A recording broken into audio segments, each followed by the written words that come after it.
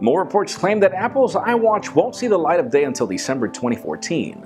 Microsoft announces its first update to Windows Phone 8.1, and HTC teases a new launch as it schedules an event very soon. I'm Jaime Rivera, and be warned, there are no iPhone 6 rumors today. Finally. This is Pocketnow Daily.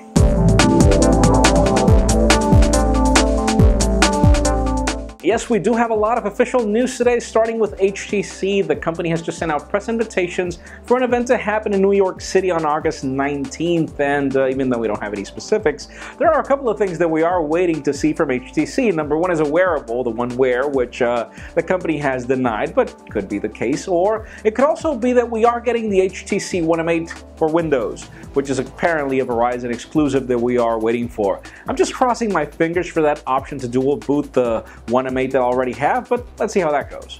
And speaking of Windows Phone, the first official update to Windows Phone 8.1 has just rolled out to the masses, at least the ones eligible. It'll take a couple of weeks for you all to get it, and obviously if you have carrier support, then that'll be even more complicated, but the update brings what was expected. Folders and live tiles, which is great.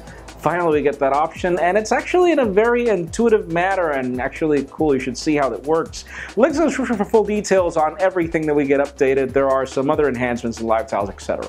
Now, one of the most anticipated devices for this year is the Sony Xperia Z3, which might happen at IFA 2014 in September, but even more important is the Z3 Compact that's already being rumored. We've got some leaked photos of the phone, and we're kind of skeptical about these photos, but apparently they do point to the Z3 Compact. And the coolest thing about this phone is that it will again be, according to the tipster, a smaller version of the Z3. You're getting the same specifications, but you're not forced to deal with a phablet or a big phone. It's not really a phablet, but yeah, you get that option, which is really cool. A lot of people love the Z1 Compact, and hopefully that will be the case here.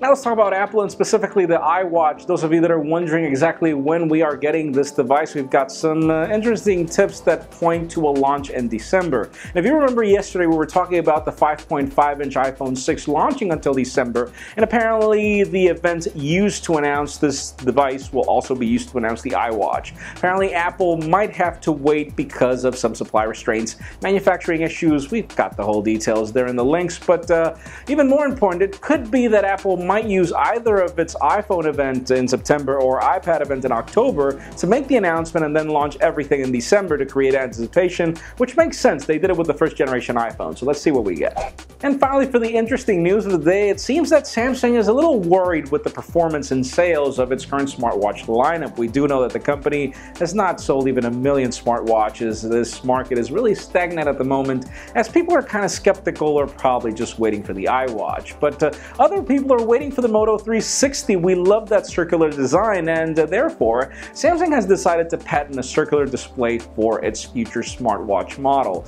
which is interesting. It seems that yes, they want to go for a more iconic design than the current one we have that looks a lot like a calculator watch if you ask me, but that leads me to the question of the day. If you had to pick round or square, which is your preference? In my particular case, I actually prefer square displays more. The only reason why the Moto 360 is cool is because it looks more elegant. And if other companies would build another pebble steel, you know, a very elegant squared watch, it would probably have better acceptance than currently the LG G Watch and the Samsung Gear Live. So leave us a comment down below. What do you prefer? I would buy both. Friends, yes, you know the drill. If you want to get the news earlier before this video was filmed, make sure you follow us on Pocketnow.com and subscribe to our YouTube channel as well. You can also follow me on Twitter, Jaime_Rivera.